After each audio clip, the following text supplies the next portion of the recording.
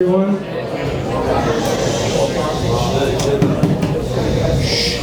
Thank you everyone for joining us this evening for this very special evening. We had the Midol Brachot, and we're here some words of Chizuk and Torah from Rabbi Duvi Bensoussan. The entire evening it's being dedicated to L'ilui Nishma in loving memory of Liza Bracha Bat Ketziyah Shama Shehavan Aliyah. Amen. Amen. It's being presented by the Chazak organization, Eliyahu Ben Istam, Liza Bracha Bat Ketziyah Memorial Foundation, by the Nisano family, by the Nisano family. Everyone, they do this every single year, even during COVID. They had virtual shiurim in the Zecher Nishmasa, and everyone. I think it's a tremendous role model for families in the community and the Jewish world at large that to continue memory, doing programs and events and initiatives for the neshama, and what could be greater than the shiur of Torah. Talmud Torah K'nai Kulam Torah is the learning Torah is the greatest of the mitzvahs. I'd like to thank the Nisano family for organizing and spearheading this program. And we're going to call upon Rabbi Duvi Bensoussan momentarily. I'd like to say a quick word about the Chazak organization. Chazak, as you know, organizes shiur and events. Good. Every single night, and inspires thousands of people in person and people watch online. But people might not know that Chazak organizes after school and Sunday school programs for Jewish public school students that inspires thousands of people. And the main mission is to help Jewish public school students transfer to yeshiva. In the last 5 years alone, Chazak has helped transfer over 1,200 children from public school to yeshiva, wow, which is a tremendous accomplishment. But as we know, there's thousands upon thousands and more. So everyone knows probably a parent, a colleague who has children in public school, and they can reach out to Chazak, and we will help them in that manner. And it's our honor to call upon Yaakov Nisano for some remarks from the family. Well, honestly, I want to really thank everyone for coming out. It's very difficult for people to come out specifically on a Thursday night. There's a lot of need for preparation and getting ready for Shabbat. And, it's a testament to the greatness of Am Yisrael. How when it comes to hearing a wonderful speaker and getting some degree chizuk, degree Torah, everyone makes time and they make an effort to show up.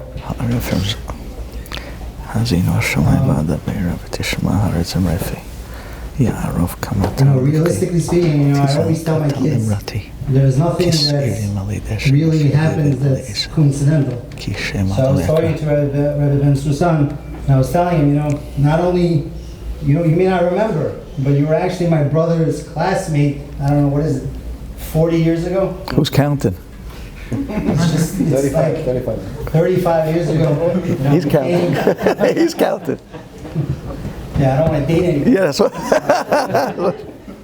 But over the years, it's just an amazing thing how, we were talking about it over Shabbat, how we came from Russia, and I was saying we weren't really religious, and it was a great testament to our grandparents that if you look around, a lot of us when we came, we weren't from, but the fact that we all turned over and we all came back to religion and came back to Frumkeit is really a testament of the greatness of the people that were below us, that were our grandparents. The roots are really what create the greatness of the tree.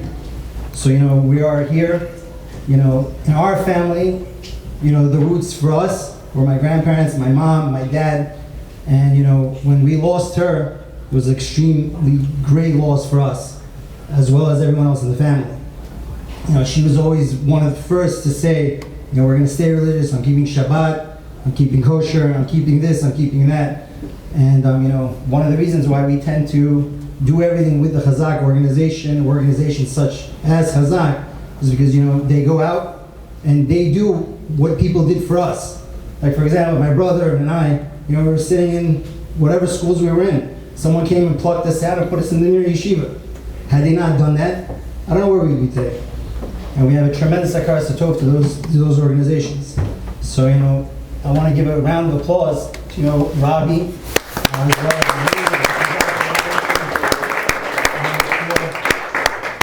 you know, we said we want to do it, but it was like on autopilot. Robbie took care of everything else. And Baruch Hashem, you know, we have such wonderful, dedicated organizers in the community. And without further ado, Rabbi Duvi Bensoussan. Good evening, ladies and gentlemen. I'm looking back at an old classmate from 30 plus years ago. And I'm looking at the sense of humor of Borei Olam. How he brought us back together. Him sponsoring and myself trying to inspire. Again, he brings back two classmates who stood together and sat together in a class as the two Sfaradi boys in the class at the time. I hope you remember that. And we stand yet again today to continue to do Avodat HaKodesh, brought back together to inspire tonight. Tonight's words, Leilui Nishmat, Liza Bracha Bat Kitzia, Ruach Hashem Tenichena Bechan Eden. These words should be a tremendous aliyah for her neshama. Amen. Ladies and gentlemen, did you hear the number that Rabbi said?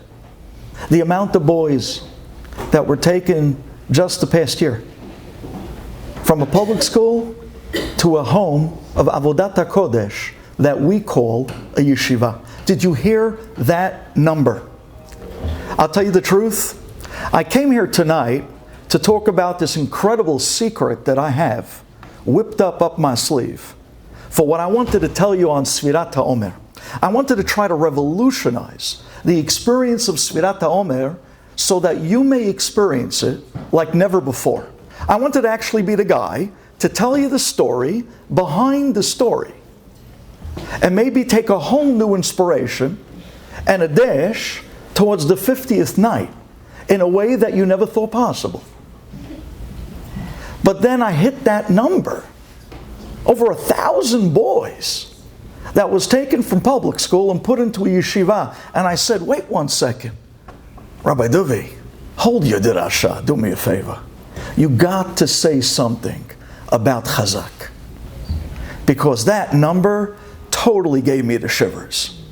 So let me just quickly share with you something. This is off the cuff and unprepared. Borei Olam, He's the one that rides the bus. We're just passengers. We're here for the ride. Let me tell you something that took place years ago. Years ago, I was a head counselor of a day camp in Brooklyn, Camp Sha'arim. And they decided to go to Great Adventures. You know, Six Flags. Great Adventures out in Jackson, New Jersey. And I was walking around the park, and I was literally mumbling and praying under my breath that the boys don't get into any trouble, and that Baruch Hashem, they behave nicely, they don't get thrown out of the park. And I'm walking from one ride to the next ride, and just then I found out something about Six Flags Great Adventures that all my life and all these years going there as a kid, I never knew. Did you know that Six Flags Great Adventures has a PA system around the entire park where they actually can make an announcement over a microphone? You know how I found that out? The hard way. Suddenly I hear this voice, this booming voice. Rabbi Duvi from Camp Sha'arim, you are requested by the security office at the front of Great Adventures. Please proceed to the security office right away. And I'm looking up and I'm saying, I'm too young. Where's that voice coming from? I mean, it was like Moses. I mean, it was like this voice that came out of nowhere. And I'm thinking to myself, when you hear your name being called by a voice over a system that you don't know exists, and the voice is pounding and blaring, it could work on you for a minute. And I'm thinking to myself, oh boy. So what did they do now? So I go literally, I happen to have been on the Roaring Rapids line, my favorite ride. They call it these days Congo something, right? I mess up everything. I got off the line, I go running back to the front of the park, to the security office. I come walking inside and I'm thinking, okay, I'm starting to think in my mind which kids I'm already guessing probably got picked off the lines. They probably cut the lines and they're being thrown out of the park. And I'm the one that's collecting now the problem. So I come walking into the security office and I say, hi, I'm the rabbi that just found out that Six Flags Great Adventure has a PA system around the entire property because I'm the lucky one that you called. What's the problem? And the park ranger, they're not security anymore, they're rangers. The park ranger looks at me and he says to me, Rabbi, in the back office we have one of yours. We're holding him. I said, uh-oh, this doesn't sound good. You're holding him? What does that mean, you're holding him? Give him back. He says, no, not that quick. I said, what happened? He brings me to the back office, and there's a young boy. Not what I expected. There's a young boy that's crying. Somehow or other, he and his counselor parted ways. A nice way of saying he got lost. Or maybe the counselor got lost. Anyways, but somebody got lost. So he's lost, and he was crying, and he's walking around, not knowing where to go, and this kid got lost in the park. And the park ranger picked him up, and he sees this young boy crying, and he says, what's your name? What camp are you from? What's your counselor's name? Get ready for this. He doesn't remember his counselor's name, but he remembers my name. So when they brought him back to the security office, they said, who are we announcing to come pick you up? And the little boy in second grade says, Rabbi Duvi. And they announce my name, and I come running. He says, Rabbi, is this what? Yes, that's one of mine. I'm going to take him back. The park ranger says, no, not so fast. I said, what do you mean? He says, you first have to fill out the paperwork in order for us to release him legally back to you. I said, okay, give me the form, I'll sign it, let me out of here. He said, no. It's not a form, it's paperwork. I said, paperwork? He sits me down, ladies and gentlemen, I am not exaggerating. He sits me down to a pile of papers that look like a closing on a house. And I was initialing and signing and initialing and signing, and this was going on for 20 minutes. I'm thinking, what am I signing? While I'm sitting there by the table, signing my life or his life back to me and away from Six Flags Park Rangers, just then, another ranger walks into the office of the kids lost and found. And he's holding another boy, but this time, it's not one of mine. He's a young boy, a goy, and the boy's crying. He lost his daddy. And the kid is crying his heart out.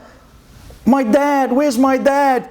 And the park ranger is telling him, relax kid, don't worry. Your father's going to come. He's going to pick you up from the office. Don't worry, you're not going to be here alone much longer. And as the park ranger is talking to this little goy kid, this little boy, just then, and I'm sitting there filling out papers and watching this, the doors to the security office opens and in walks a guy. He was 6'4". He looked like Hulk Hogan. The guy was straight out of WWE. In my days it was WWF, all right, whatever. But he was really big. I mean, he was super big. I didn't think they made men that size anymore. And this guy had the handlebars mustache, and he had the hair going down his shoulders, and he's there ripping out of his t-shirt, and he walks into that office, and he's looking around, and he gives a grunt. Where is my kid? And I'm telling you, me and the park ranger was like, ha.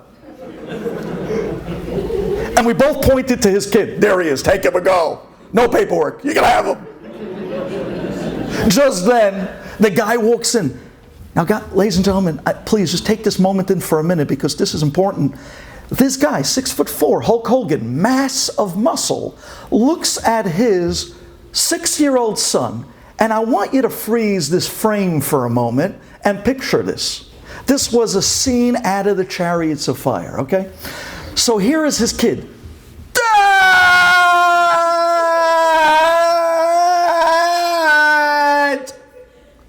And then the father is, son!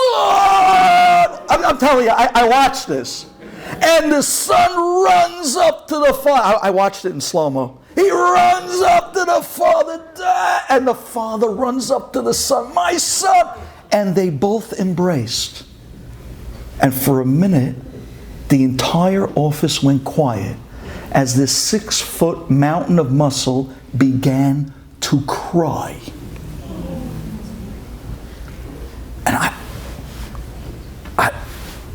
I didn't see that coming.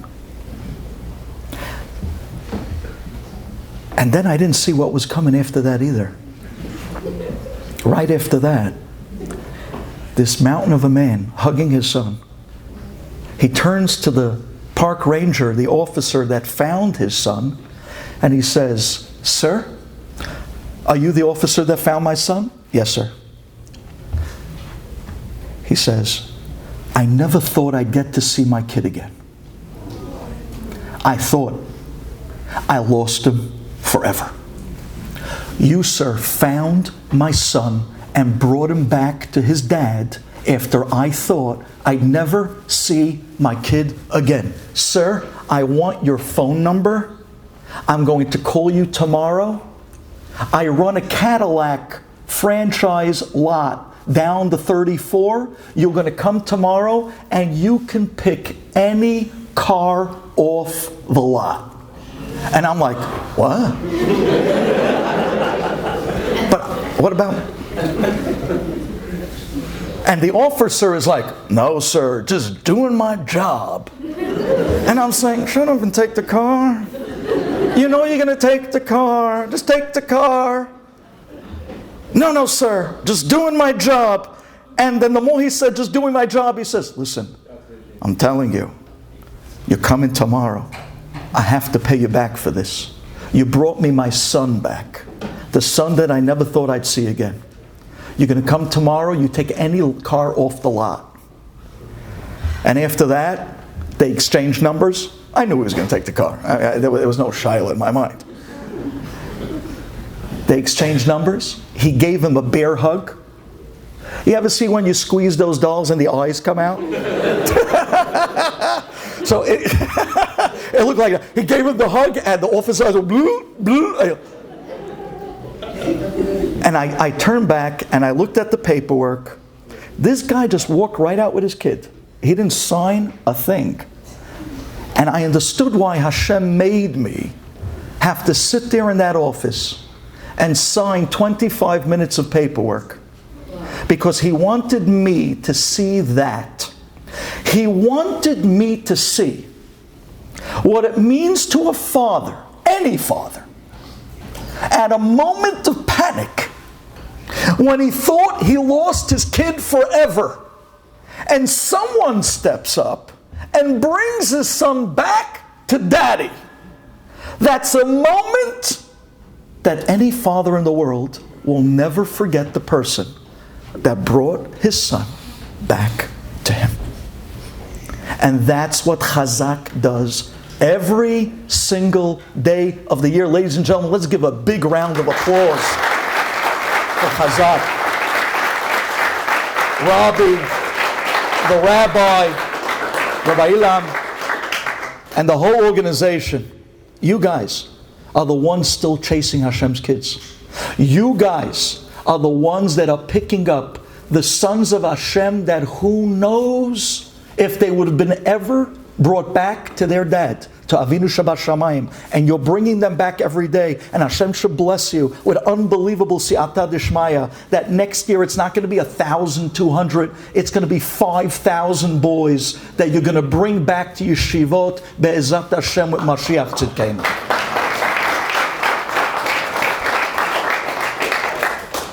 I think I should start my dirasha.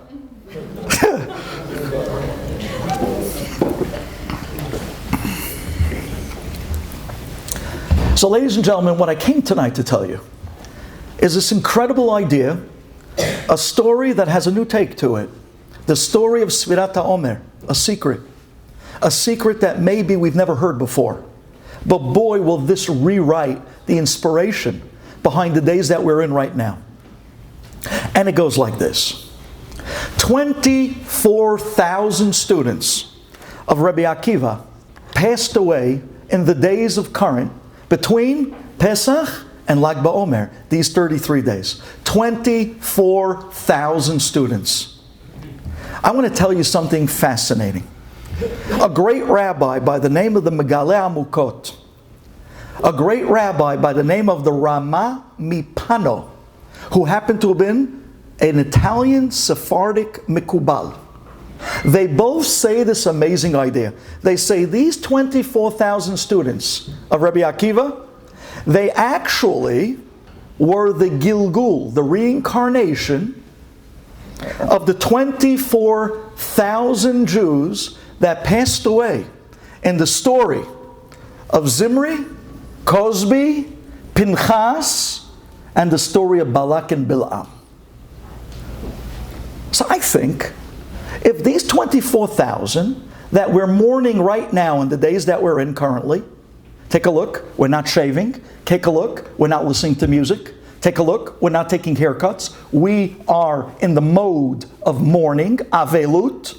If we're sitting Avelut, of the 24,000 students that Rabbi Akiva lost in these days, and the great rabbis tell us that these 24,000 were reincarnation Gilgul of the 24,000 of the tribe of Shimon that died in the story of Zimri and Cosby and Pinchas, then we need to know the story.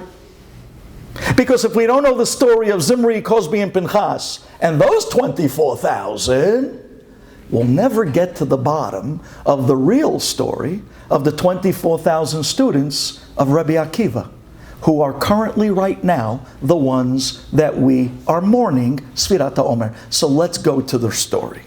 What happened? So the Jewish people are going through the desert, and we pass by a land of Moab. There's a king by the name of Balak who suddenly feels he has to attack us. He hires a mercenary, a spiritual mercenary, by the name of Bilam. And he tells Bilam, I want you to curse the Jewish people and wipe them out. I want you to wipe them out so that they don't come near my city. Bilam comes. He knew the moment. The Gemara tells us that he knew a secret, Bilam. He knew that in the morning time, there was a moment of Za'am. That means a moment that God gets angry every single morning at the very early morning hours. So Bilam waited for the moment of God's anger, and then he was going to give a curse to the Jewish people. He was going to look at us with his bad eye, says the Gemara. But guess what happened? God loves us so much that the morning that Bilam showed up to curse us, waiting for the moment of anger, God did not get angry that morning. Because he loves us. Do you know that? Do you understand that you have a Father in heaven that loves you more than you know what love means? Do you know that you have a Father in heaven that created the concept of love? And He loves you more than anyone you've ever experienced love in life. And that Father, on the morning that we needed Him the most, when some guy by the name of Bilam was coming to curse us as a Jewish people, Hashem says, you're trying to curse my kids? If that's the case, I'll turn the world upside down to stop you. And the moment of anger, that morning, God doesn't get angry. Bilam's plan is foiled. Now, Bilam comes back and gives us a blessing instead. Matovu ohalecha Yaakov, mishkenotecha Yisrael. But Bilam is not done. This is what it means to be a Nahash. This is what it means to be a Rasha. So Bilam, he comes back to the king and he says, but listen, I got another plan. Another plan that could really bring down the Jewish people. I'm not done yet. Balak says, what's your plan? How do I bring down these people of God? He says, it's very simple. have the daughters of Moab and Midian, have them go out and go to get the men of Israel to fall with them in sin. And that's exactly what took place. And these daughters of Moab, Midian, they go out and they lure the men of Israel and they try to bring them to do terrible sin. To the extent, the Gemara tells us, this is a Gemara in Sanhedrin, the Gemara says that the tribe of Shimon, the leader, his name was Zimri. He was the head of the tribe. Zimri goes, and in the whole moment of this difficult tragedy, he takes the princess of Midian, Moab. Her name was Cosbi. But the truth, her name wasn't Cosbi. The Gemara tells us her real name was Shlumiel. They called her Cosbi, Milashon Kazab. Anyone here speak a little Arabic? Kazab. Kazab is not just a liar, a terrible liar. So they called her Cosbi because she lied to her father. She told her father that she's going to go to the Jewish people and she's going to go after Moshe Rabbeinu. But when she took one look at the man of God, she said, no, I'll go after the second in command. She goes after Zimri, who was one of the greats of Israel, the head of the tribe of Shimon, and she lures him into sin. And Zimri goes and marries this Goya princess, Cosbi. And by the wedding, the tribe of Shimon, they fortify the wedding so no one can come in to stop it. Pinchas, a young boy, makes his way in, unidentified. And he comes into the tent. The Gemara over there in Sanhedrin tells us, and forgive me for the detail on this, but in a moment you'll understand. The Gemara says that Zimri was with her 424 times. Pinchas pulled out the romach. The romach is the spear. And he at that moment killed both of them in the act. And that was the moment that the plague of Israel stopped. Because of this great act that Pinchas did, it stopped the plague, and God made Briti Shalom with Pinchas. And he told him, Pinchas, I'll never forget, you stood up for God's honor and the purity of the Jewish people at a moment of zinut. So because of that, Pinchas, I'm going to bless you, Briti Kehuna, Briti Shalom. You're going to go on to be the great Eliyahu Hanavi. Pinchas becomes Eliyahu Hanavi, who lives for many, many, many years to come and goes up to Shamayim practically alive. This is an amazing story. But there's a very deep side to this story. A side that we cannot take on face value.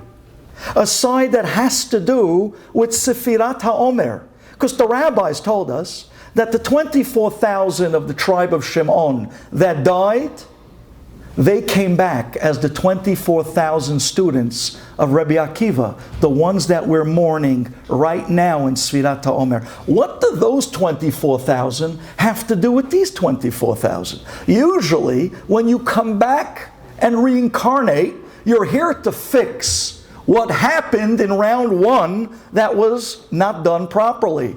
And yet, we don't see any connection between the 24,000 of round two and the 24,000 of round one. So how do you understand this? So ladies and gentlemen, open your hearts.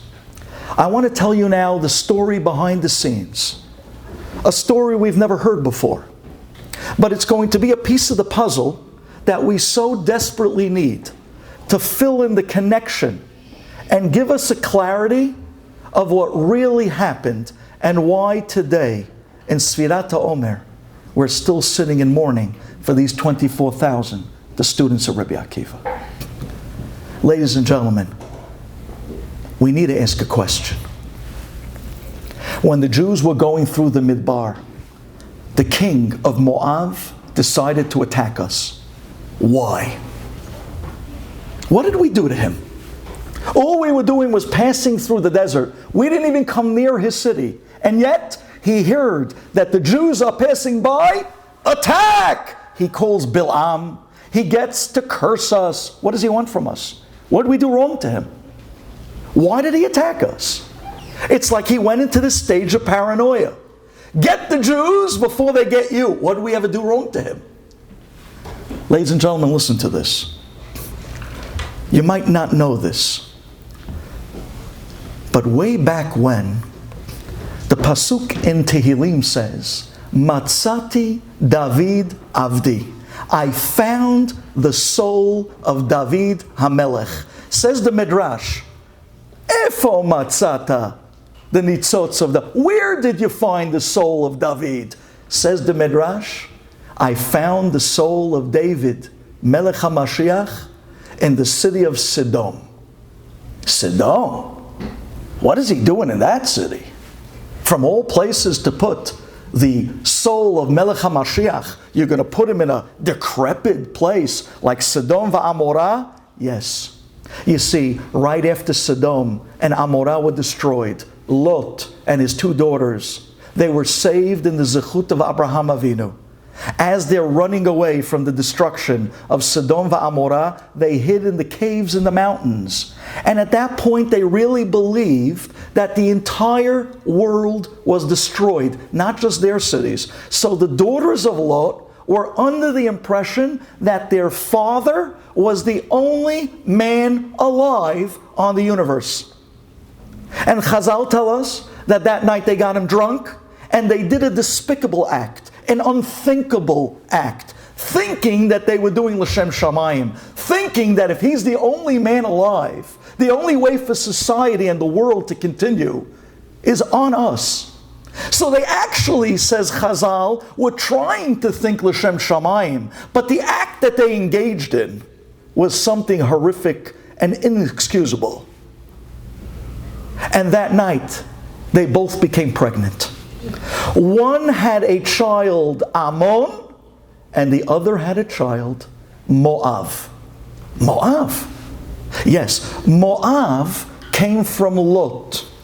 Later on, Moav, there's going to be a young lady by the name of Ruth HaMoaviyah, who's going to be the great-grandmother of none other than David HaMelech, Melech HaMashiach. That means that the soul of David is coming from the people of Moav. And where did it start from? It started from this story of Lot. The Gemara tells us his name was Lot because the name Lot means Latuta. Latuta means a curse. Light Reb Chizda. Reb Chizda would curse somebody that would eat bread without washing their hands first. Light, curse. Latuta, Lot. Lot means a curse. From him there's going to be a cursed offspring. You know who his grandchild was? Moav. Moav was the curse that came out of Lot.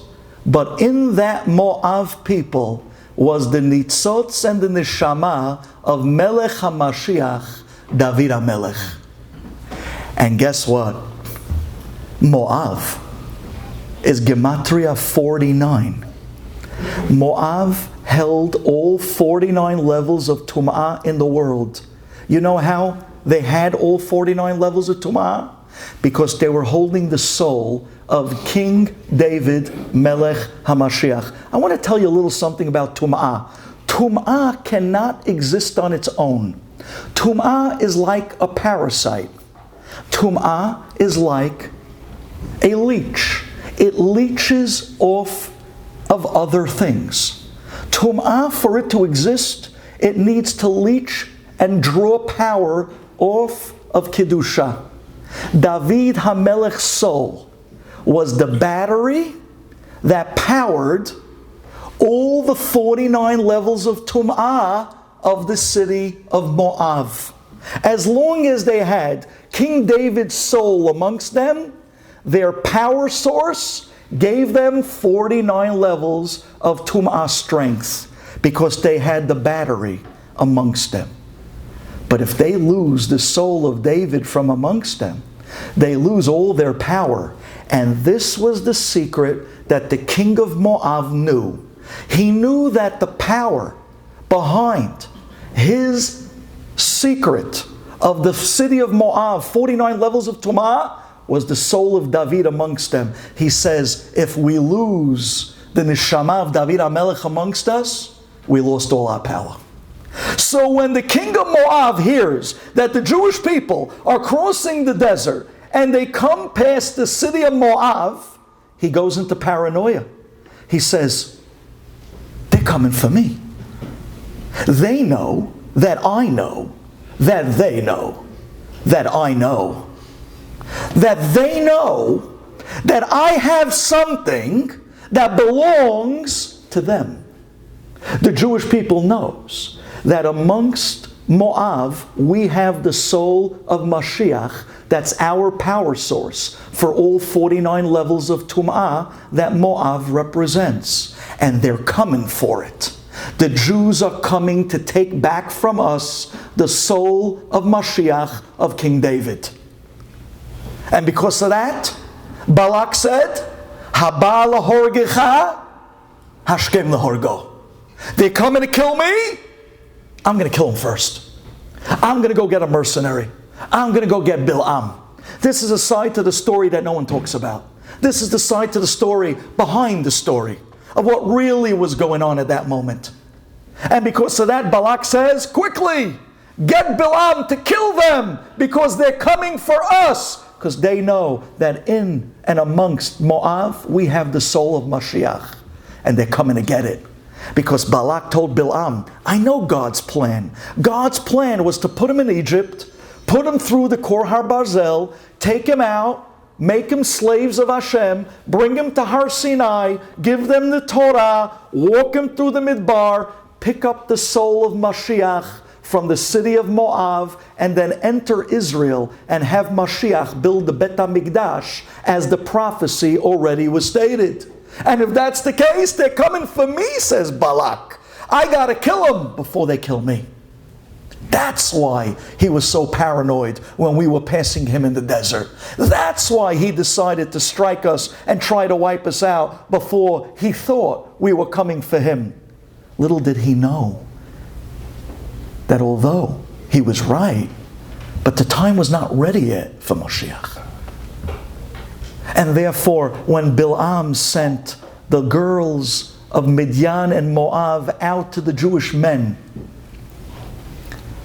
this was a moment that Zimri, the head of the tribe of Shimon, he said, this is an opportunity. We know that the soul of David HaMelech is amongst the people of Moab. We can take back the soul of Mashiach to the Jewish people. So Zimri was thinking, L'Shem Shamayim, says Rav Moshe Shmuel Shapiro in his Sefer Afikei Mayim. He says, Zimri said, now that we can get back the soul of David from the land of Moab and bring it back to Israel, now we can get Mashiach back to us. We can go into Eretz Yisrael and build the Bet HaMikdash. So Zimri says, where would the soul of David be hidden amongst the people of Moab? David is the royalty of Israel, so probably it's hidden amongst the royalty of Moab. That's why he took the princess, thinking that if the soul of David is somewhere in the peoples of Moab, it'll be by the royalty of Moab. And he took the princess and married her, thinking that with that he'll bring back the neshama of David Melech HaMashiach back to the Jewish people. He was thinking L'Shem Shamayim. Says the Sefer, Imrei Yosef, this is what the Gemara means, that when Zimri married Cosby, he was with her 424 times. Says the Imrei Yosef, you know what that means? 424 is Gematria, Melech, David, Melech HaMashiach. That's what he was after. 424, Gematria, Mashiach ben David. He was looking to bring Mashiach back to the Jewish people. But it wasn't the right time. And that's not the way you go. You ask the rabbi, the Gadol Hador. You don't do things on your own like that. And because he was in a quest to bring Mashiach back to the Jewish people, along with the tribe of Shimon, They needed to come back again as the 24,000, the students of Rabbi Akiva, because says the Megalei Amukot, 24,000 students of Rabbi Akiva, they came back, reincarnated from the 24,000 of the tribe of Shimon. And if you want to hear something big, and he then says, Rabbi Akiva came back, reincarnated as the Gilgul of Zimri. Wow. So let's get this straight. Rabbi Akiva comes back, Gilgul, Zimri. 24,000 students come back, the 24,000 of the tribe of Shimon. Because they tried to bring Mashiach in round one in the wrong way, now in round two, they're going to have a chance to bring Mashiach in the right way. That's what it means to fix the previous round of mistake, al yedei reincarnation of Gilgul. But wait one second, Rabbi, where do you see Rabbi Akiva and his 24,000 students trying to bring Mashiach? And the answer is, says the Gemara, Rabbi Akiva got up and he said the famous pasuk, Darach Kochav miYaakov. Says Rabbi Akiva, Al tikre Kochav Ela bar kochba. Said Rabbi Akiva to his generation, I'm going to tell you who's the Mashiach of our generation. A man by the name of Bar Kochba. And he pointed him out. And Rabbi Akiva would even carry his towel to the merchatz, to the bathhouse. Because Rabbi Akiva said, this man is Melech HaMashiach, Bar Kochba. That's amazing. Here we go again. Round two. Round one, Zimri tried to bring Mashiach, and he did not do it properly, and him and his 24,000 of the tribe died. Here we go, round two. Rabbi Akiva, aka Zimri, is trying to bring Mashiach again. But this time it's the right time, because the second Bet HaMikdash was destroyed. And now would be a good time to bring Mashiach. So comes Rabbi Akiva and says, Bar Kochba, he's the Mashiach of our generation. Was he wrong? Could anyone ever say that the great Gadol Ador Rabbi Akiva is wrong? No. Rabbi Akiva was not wrong. If Rabbi Akiva tells us that Bar Kochba is Mashiach, he's the Mashiach. So then what went wrong? What went wrong was that his 24,000 students lo nahagu kavod ze laze. And if you want to bring Mashiach, the first thing you need to fix is sinat chinam. Because the way that the Bet HaMikdash was destroyed was because people, Jews, were not able to get along. They were not able to show kavod one to another. If you want to bring Mashiach, the first thing you need to fix is bringing kavod between Jews, getting Jewish people to get along, getting Jewish people to love each other. And because these 24,000 lo nahagu kavod zelazeh did not respect each other, the Rebbe was trying to bring Mashiach. He told you Bar Kochba is Mashiach. And the students couldn't get along, one and another. And therefore, they sabotaged the Mashiach from coming in that generation. And it was as if the Bet HaMikdash was destroyed again. And that's why we're sitting now in Avelut over the death of those 24,000, because we sit Avelut when something takes place that's tantamount to the destruction of the Bet HaMikdash again. And that's what took place. This is the story that was untold. And that's why Sefirat Haomer is 49 days. 49 is Moav. Moav was the power of 49 levels of Tum'ah.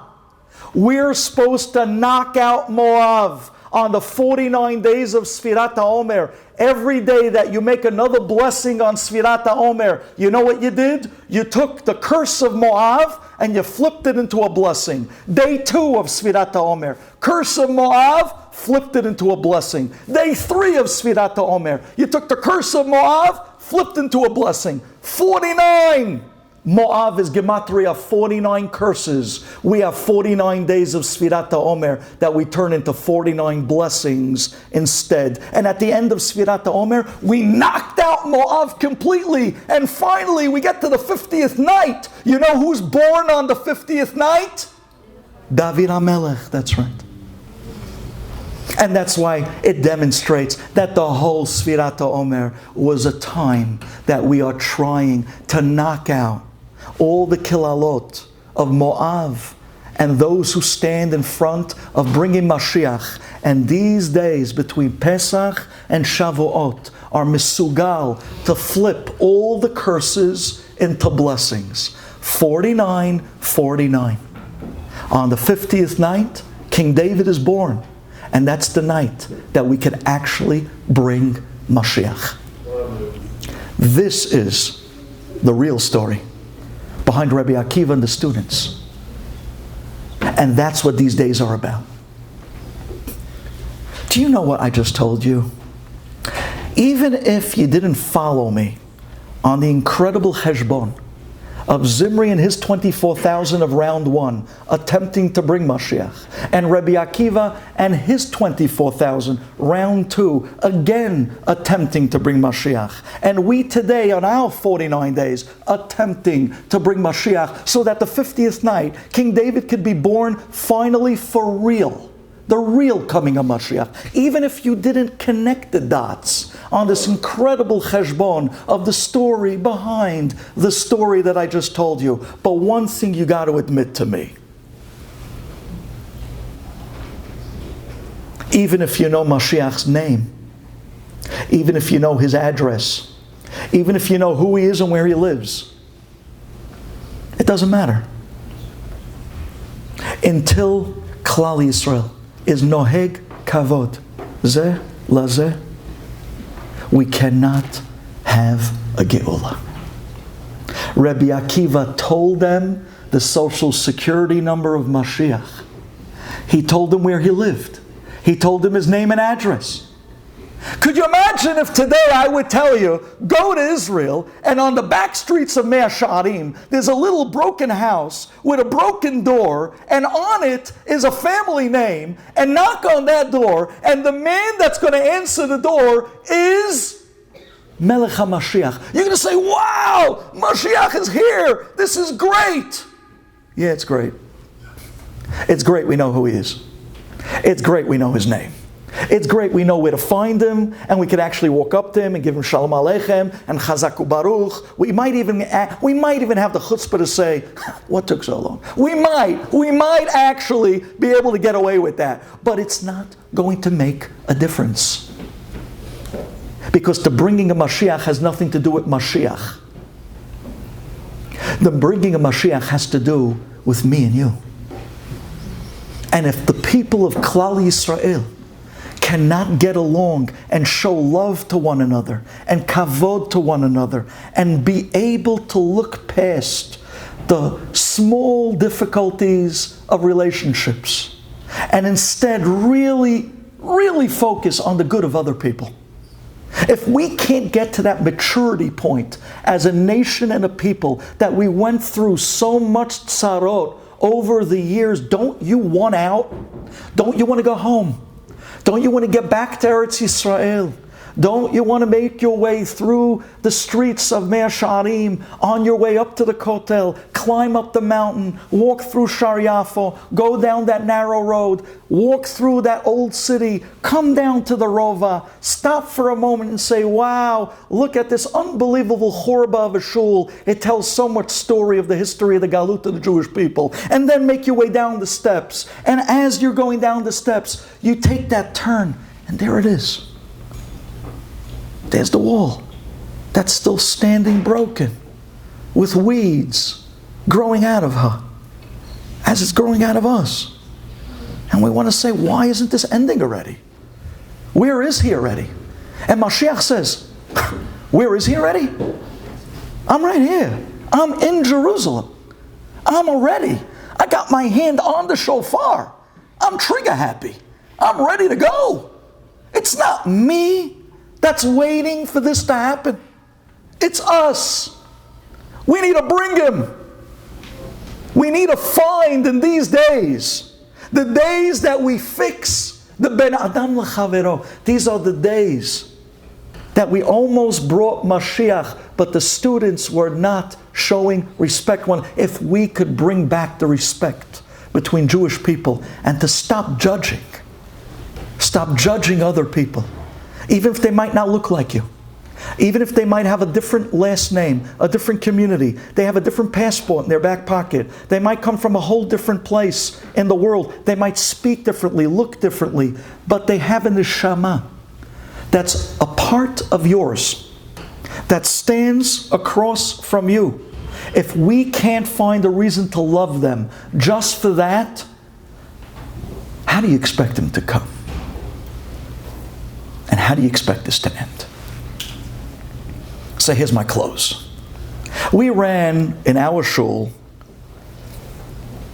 a public school program because we were inspired by great organizations like Rabbi and Chazak. We too wanted to start working with some of the boys, Syrian and Lebanese boys, in the community that I happen to be from, to try to pull them out of public school and bring them to yeshiva. So we started a program on Tuesday nights where we'd bring in boys from public school into the shul, and I, as the rabbi, would give them a class on Jewish pride. Now, I can't give them a class on anything else. Most of these boys don't know the Aleph Bet. Many of them don't even know what a Siddur looks like. Many of them never made it inside a shul, let alone read a Chumash. But Jewish pride, to talk to their hearts, to talk to their neshama, to remind them that they're an eagle amongst chickens, and that they should spread their wings and start soaring to the heavens because that's where they belong. Stop pecking in the mud in the back of the yard with the seeds of the chickens. You are an eagle. Do you know who you are? And to tell these boys who they are and what they should and really be. And not to settle for 10 cents on the dollar of a life that could be if only someone told them who they are and what they're capable of. So we brought them in every Tuesday night to tell these public school boys who they are. And as the boys, this is the first week, this is opening night, Tuesday night, we had everything set up. We had the food, the poppers, yeah. We had everything set up. And these boys, it was about 16 boys that came the first week. They came in from public school. And as they're walking into the shul, one boy was wearing diamond studs in his ears. Now this boy, who I don't know if he was ever in a shul before, this boy walks in and he looks around for a minute to the shul, and as they were coming in, a bunch of the men that just finished Minchan Arbit were leaving. One older man, who's not even part of the shul, he just happened to have prayed there that night, my luck. This older man is walking out of the shul, he sees this boy walk in with diamond studs in his ears. And he looks at the boy, and he starts yelling at him. What type of Jewish boy are you? What type of Jewish boy has diamond studs in his ears? Look at you. You look like a goy. And he starts ripping this poor kid. And I said, hey, whoa, relax. No, Rabbi, enough already. These boys should know better. I said, hey, you don't know this boy. This boy just came into a shul for the first time. I grabbed the boy. I pulled him behind me. I felt like a mommy at that moment, I'll be honest with you. I pulled him behind me and I said, stay away from the kid and get out of the shul. I never in my life, I don't know if you know my personality. I would never throw anybody out of a shul. I threw that old man out of the shul. I never thought I could even do something like that. I told him, get out. And he left the shul. And I brought this boy along with the other 16 boys downstairs to the basement where we were having the class for the public school kids. And I got up there and I started giving the class. And as I'm giving the class, I zeroed in on this kid with the diamond studs. And I started making him the highlight of the class. And as I was giving over to class, I turned to the boy and I said, so what did you think about the story? What did you learn from the story? He says, wow, Rabbi, that was a great story. I loved it. And then I told him over a Dvar Torah and told him a little bit about Jewish pride. And I looked at this kid and I said, I want you to tell everybody, are you proud to be a Jew? And he says, Rabbi, I am proud. I am proud to be a Jew. And then I stopped for a minute and I said to him, I want to tell you something. You have an angelic face. You have such a magnificent light on your face. Do you mind if I call you Angel? The kid says, no. No one ever called me Angel. I said, is it okay if I call you Angel? He says, yeah, Rabbi. The class finished. Everyone's walking out. I said, hey, Angel, come here. The boy walks up to me. And I say to him, I want you to know something. Those diamond studs in your ears, I think they're pretty cool. I think you're a sharp kid. And I want you to know that you have an angelic face. You're something. Can I ask you a question? He says, yeah, Rabbi. I said, I know this is going to sound very weird. And that's why I pulled you off on the side, because I don't want anybody to hear this. I'm married now for 25 years. My anniversary is coming up.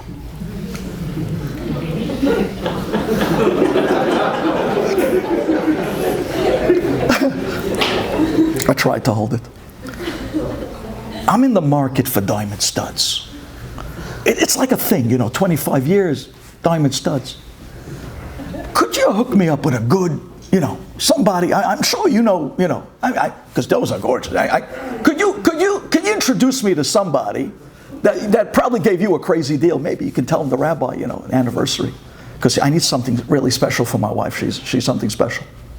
He says, Rabbi, don't worry. I got you. I got you.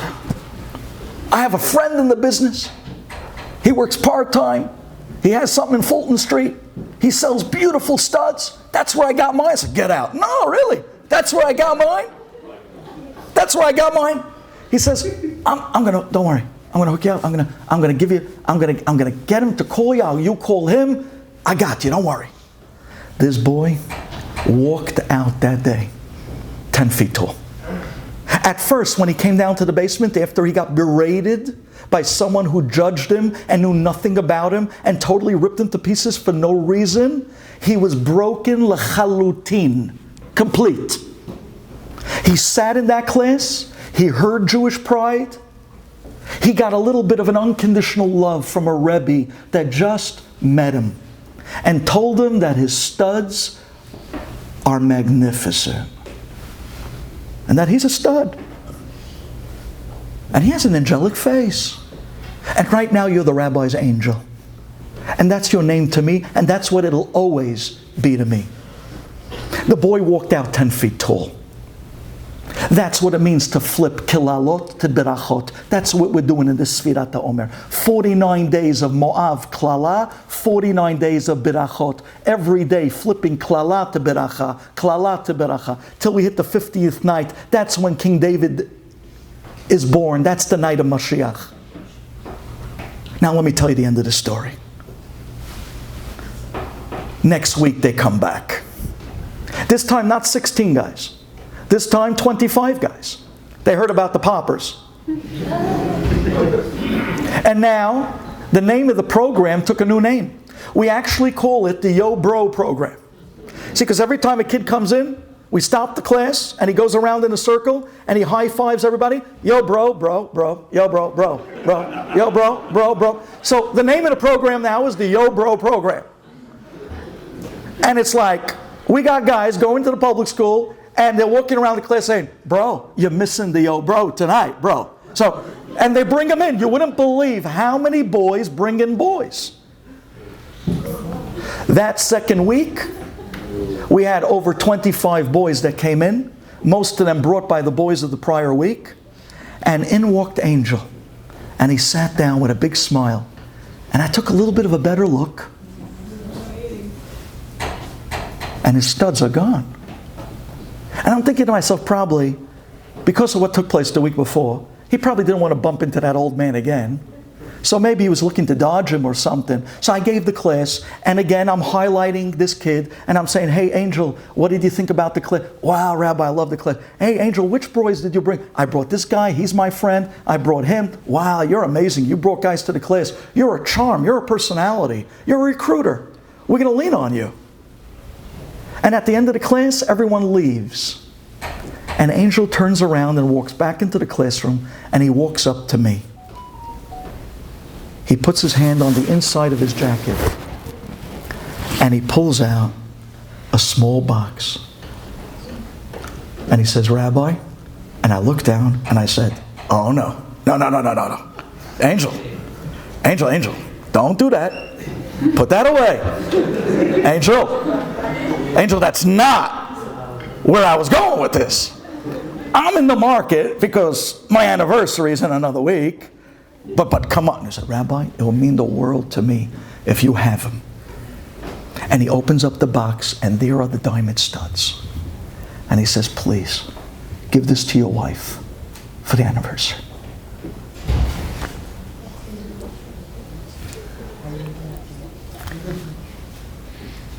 I look at this kid. Neshama Tehora. The kid that a week ago was being ripped to pieces by someone who just didn't get it. They didn't see that this kid was an angel. He was ready to be makriv, something that was precious to him, for a rabbi that told him that he glows like an angel. I said, Angel, thank you. But it's your heart, and it's your neshama that just gave me the biggest anniversary present, and I'm going to share it with my wife. Take back the studs. He took it back. And he stayed with me for the next year and a half, and we grew together from Aleph Bet to Ashrei Yoshvei Betecha to Baruch She'amar to Yishtabach to Amidah to Shema Yisrael, and then to Tefillin. He started putting on Tefillin at the age of 14 and a half. He started putting on tefillin. This public school boy. And then after that, he disappears. Like every angel in my life, they always disappear. And that was it. I thought I'd never see him again. I said, well, it is what it is. Maybe, I don't know. 3 years later, I'm driving down Avenue U in Brooklyn. And I see a bunch of boys hanging out at the corner, and I stop by the red light. And I didn't pay attention. All of a sudden, I hear one boy scream, Rabbi! Oh my gosh, that's Rabbi Duvi! Rabbi! And I'm looking like, what? I know you guys. They run up to the car. I roll down the window. I can't believe my eyes. It's Angel. He's wearing a yarmulke. He has this cute little haircut. He's standing there with this sheepish little scrawny something going on there. And he has this dopey little smile. And with him is his friends. And I said, Angel, what happened to you? For 3 years, you just disappeared. And he says, Rabbi, I know. You're not going to believe it. But I went out of town to yeshiva. I said, what? He says, yeah. I went out of town to yeshiva. And then just then, the friend that was standing next to him gives him the elbow and says, come on, show him, show the rabbi. And Angel starts unbuttoning his button. And at that minute, ladies and gentlemen, me, like you, I know what you're expecting. That's what I was expecting. He's opening the button. What are you expecting now for the next moment? What did you think's about to happen? He's going to reach in and pull out his tzitzit, right? I mean, Rabbi Duvi, tzitzit, tzitzit. He's going to pull out the tzitzit and he's going to say, Rabbi, look, I'm wearing tzitzit. That's what I expected was coming. But Hashem has a sense of humor and never sends you the expected. And His way is the unexpected. And instead, He opens up His button and He pulls out a necklace. And dangling at the end of the necklace, there's a little angel. And He says, for the last 3 years, every morning I woke up, I looked down at this necklace. And it reminded me of the one rabbi who called me his angel. And because of you, I never missed a day of tefillin. And because of you, I went to a yeshiva and I put on my tzitzit every day. Because while the rest of the world called me all different types of things, you figured out, you always called me your angel. These are the days that we can turn every demon into an angel. These are the days that we could find inside of us an angel in every other Jew you come across, because these are the days, on the 49 blessings of Sefirah, we knock out the 49 powers of Tum'ah of Moav, by that bringing back the great Melech HaMashiach to the Jewish people, so that on the 50th night, King David is born. But this time, it's for keeps. Thank you for listening.